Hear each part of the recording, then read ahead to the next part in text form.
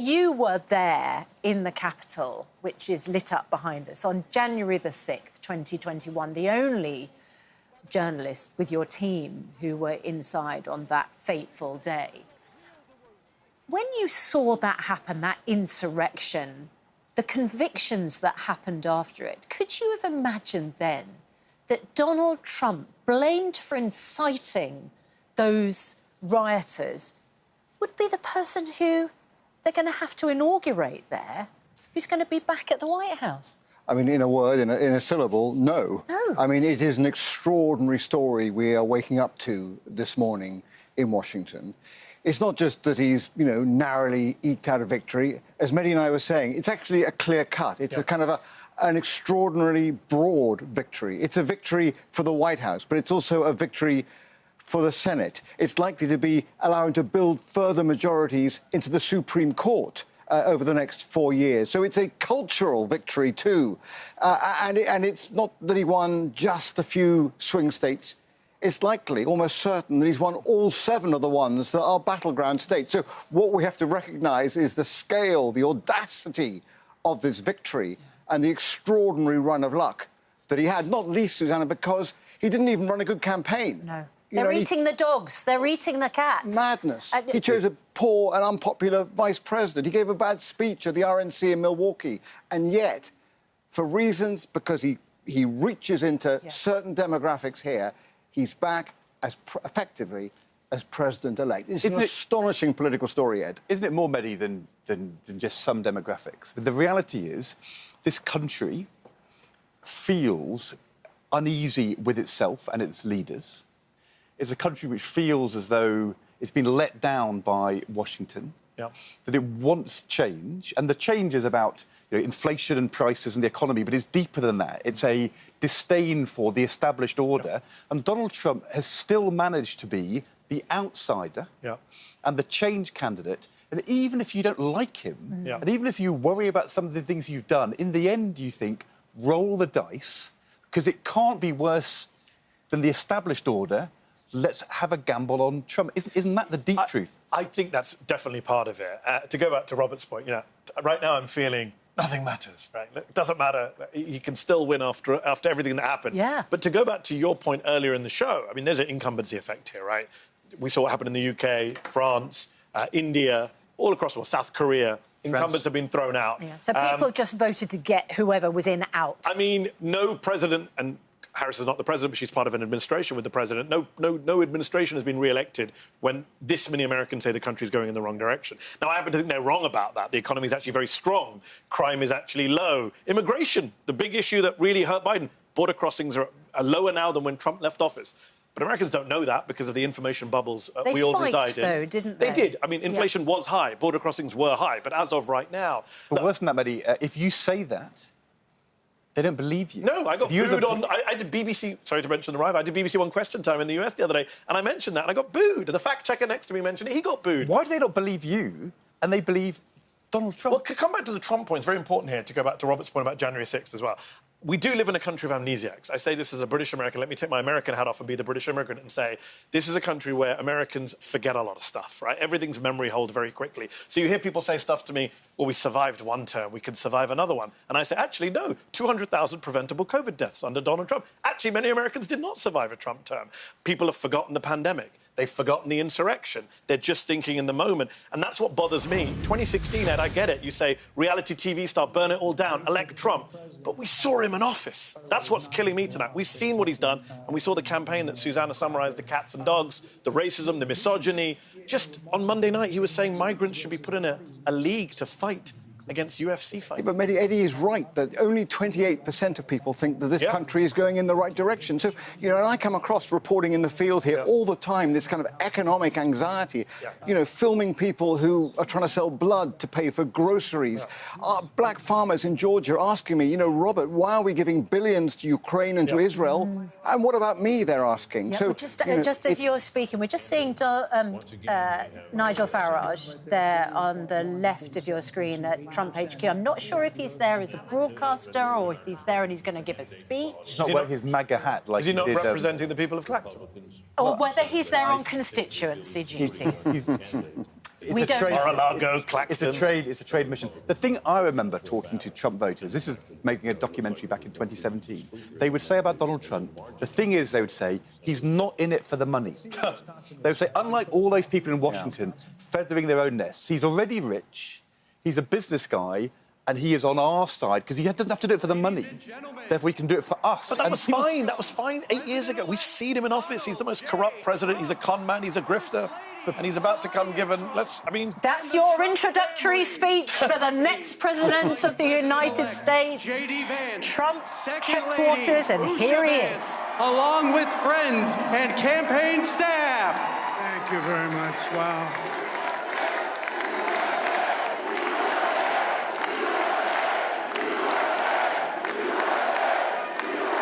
Well, I want to thank you all very much. This is great. These are our friends. We have thousands of friends on this incredible movement.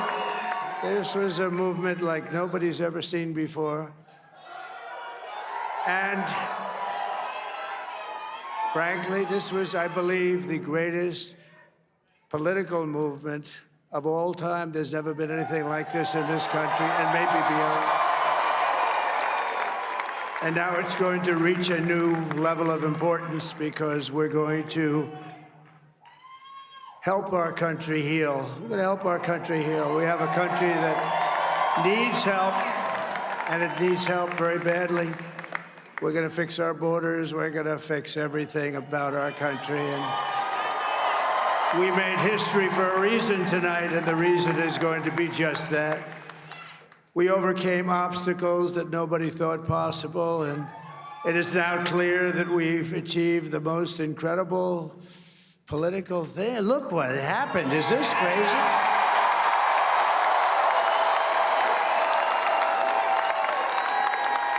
But it's a political victory that our country has never seen before, nothing like this. I want to thank the American people for the extraordinary honor of being elected your 47th president and your 45th president.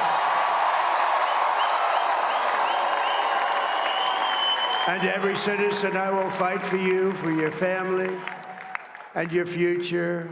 Every single day, I will be fighting for you, and with every breath in my body, I will not rest until we have delivered the strong, safe, and prosperous America that our children deserve and that you deserve.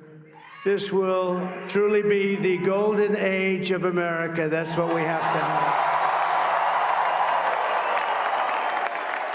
This is a magnificent victory for the American people that will allow us to make America great again.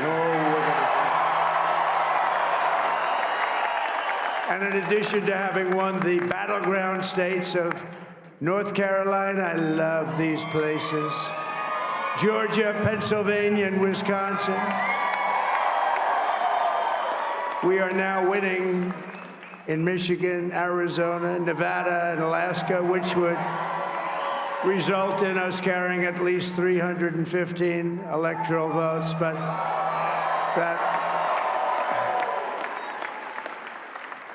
it's much easier doing what the networks did or whoever called it, because there was no other path. There was no other path to victory. We also have won the popular vote. That was great. Very proud of that.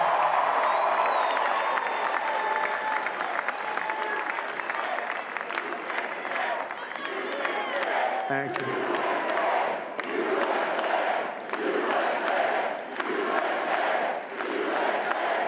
Thank you very much. Thank you. And, winning the popular vote was very nice, I will tell you. It's a great feeling of love. We have a great feeling of love in this very large room with unbelievable people standing by my side. These people have been incredible. They've made the journey with me, and we're going to make you very happy. We're going to make you very proud of your vote. I hope that you're going to be looking back someday and say that was one of the truly important moments of my life when I voted for this group of people beyond the president, this group of great people. America has given us an unprecedented and powerful mandate.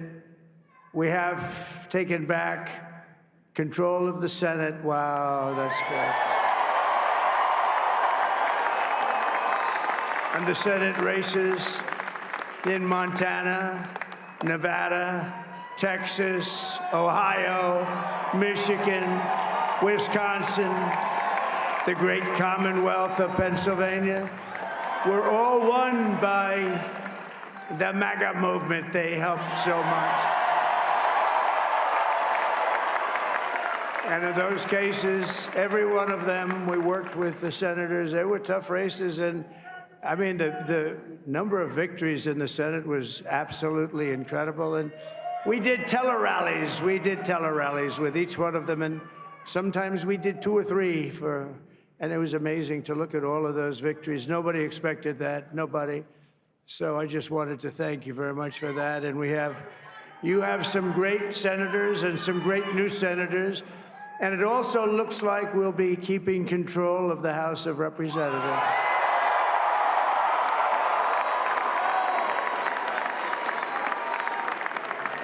And I want to thank Mike Johnson. I think he's doing a terrific job. Terrific job. I want to also thank my beautiful wife, Melania, First Lady.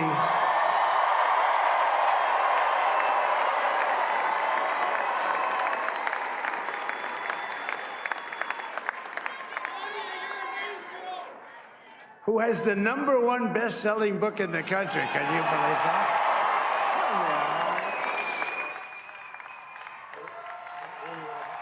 Oh, well, there we go. There's a nice kiss for the next First Lady. This speech could go on for some time. We waited an hour, but could go on for a good hour. Yeah, but we're just going to keep Donald Trump on screen while we go over some of the things that he said with Robert Moore and Mehdi Hasan. Look what happened. In his own words, look what happened. Mehdi, what do you think the presidency of Donald Trump is going to look like this time? I mean, I feel cursed. Do you? I feel cursed because I've spent years following this man. I moved to the United States in 2015, just weeks before he came down that golden escalator. I feel like my entire time in this country has been personally and professionally affected by this man. We thought he was gone in January 2021, but here he is again. I remember Republicans saying Ron DeSantis will be the candidate. No, this guy's back. He won. But it's a very different Trump now. He's worse. To in 2016. Much worse. He's got a mandate. Well, he's got a mandate. Before. He's angrier. He's got a team. He's promised vengeance, Ed. As he said, he's going to change things. He's going to go after his enemies. He's going to do everything that they accused the Democrats of doing. It was all projection, weaponizing the government, targeting your opponents, going after people. One of his aides says we're going to target the media. I mean, this is a president who's going to come in, and they're not going to be any grown-ups in the room. Yeah. No Mattis, no Kelly. Well, he's just thanking his vice presidential candidate, J.D. Vance. Right, and I think, I mean, Mehdi, with the greatest respect, we also need to be humble. He's not, as he's pointed out, he's won the popular vote of this vast and diverse country. He's won, you know, young people in Michigan. He's won Arab Americans. Doesn't mean we're not going to be afraid about the consequences. Well, I think we need to kind of respect the process a little bit, Mehdi. He has a mandate. You know, I don't think we can dismiss it. I think we need to understand that what we're seeing here is a genuine political phenomenon. 100%. And I think we need to kind of respect the democratic, you know, rituals we've just been through in the last 24 hours, particularly when he's got the legitimacy now of the popular vote as well. You know, we could have argued about But it's what he does with that, Robert. Exactly. See, he's promising mass deportations. He's promising to invoke the Insurrection Act, wants to build detention camps. This is not me saying. This stuff he's saying. So I want to be a dictator for a day. I want to terminate the Constitution. Not my words, his words. So I'm just taking him at his word. And so did voters, and they voted for it. I think a lot of them... As Ed said, we discussed earlier, I don't think they were voting on a lot of that stuff. I hope they weren't voting enthusiastically for their eating the cats and dogs. But the trouble is, what would that say about America? But we can't pick or choose on his mandate. I mean, look, the reality is, if you take, for example, Ukraine, if you are Ukrainian citizens today seeing this, you know that Donald Trump has just been elected, having, you know, certainly signalled a withdrawal of deep American support for Ukraine's battle with Putin and Russia, and that will chill people. Robert? I just get the point in America is it's so polarised now, it's so divided. I mean, Neil Ferguson, the historian, made the point today, this isn't an election, this is a divorce. Because there are two sides of America that are not listening to each other. One half of America is going to be profoundly alienated by what's happened over the last sort of 6 hours. And how they respond. You know, what does a liberal American do now who feels their reproductive health is at risk or their democracy is at risk? Do they protest, Mehdi? Where does liberal America go now? It's a great question, and I wonder what protest and resistance is going to look like in this second term. I mean, an issue that I care deeply about is Gaza, where the Democrats did a horrible job and may have lost a lot of voters in Michigan as a result of that. And yet what I said to a lot of Muslim and Arab American friends of mine who said we can't vote for Harris, I say, well, good luck protesting under Trump. He's promised to deport foreign students who, he calls everyone Hamas if you support. Do you think we Gaza see street protests in the coming months? Oh, 100%. I think we'll see protests. The issue is what is he going to do about it? We know the last time there were big protests under Trump in 2020, we know from his former defense secretary, Mark Esper, Trump said to him, can't you shoot them? Can't you shoot them in the legs? And he said, no, sir, we can't. There won't be a Mark Esper next year. They'll just be sycophants. And don't forget, compared to 2016, it looks like he's going to be controlling de facto the presidency and the Senate and the House with a majority in the Supreme Court. If they who have said he has absolute criminal immunity for anything he does in office. If he gets his act together, he can do what he wants to do. And that wasn't true last time round. And he hasn't got the restraint of ever having to run for office again, right? There's no third term in America. Unless, as some people worry, something changes, which means perhaps he could.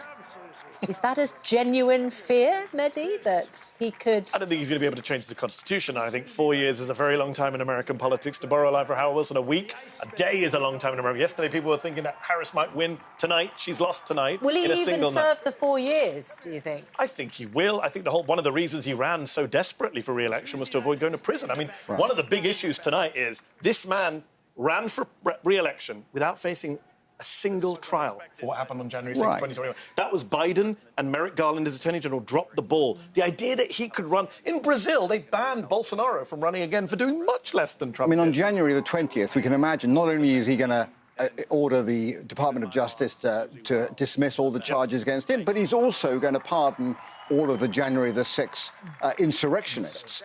That's going to be a major kind of judicial moment. People will be released from prison. Yes, he's saying he's going to pardon them. Yeah, he'll release them. So that all the people who were in prison, nearly 1,000 people for the January the 6th crimes, are likely to be given a pardon on January the 20th. So, there's a lot going on. Of course, the other thing is, I said back in 2020 when he lost, this is the beginning of the campaign Trump 2024. Don't you think that rally there, this is the beginning of the presidential campaign, J.D. Vance, Vice President Vance, as he's about to become, candidate for president in 2028. The torch passes on. J.D. Vance strongly supported by the Trump family. That's what we're witnessing there. This is their launch one name rally. We haven't mentioned and one person we haven't seen who could be the shadow president is Elon Musk, who went all in for Donald Trump in Pennsylvania, spent a lot of money on this campaign, is at Mar-a-Lago tonight, and has been promised a big job in government. And it'll be fascinating to see how messed up an American government is that has... By the way, RFK Jr. is going to run vaccines in America.